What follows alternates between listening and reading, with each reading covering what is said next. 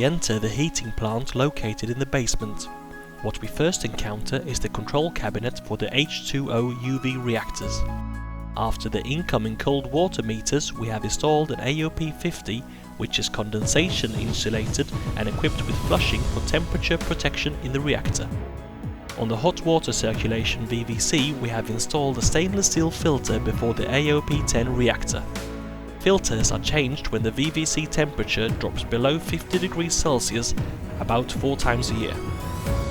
This is a successful installation that has protected the property against new Legionnaires disease outbreaks since 2014.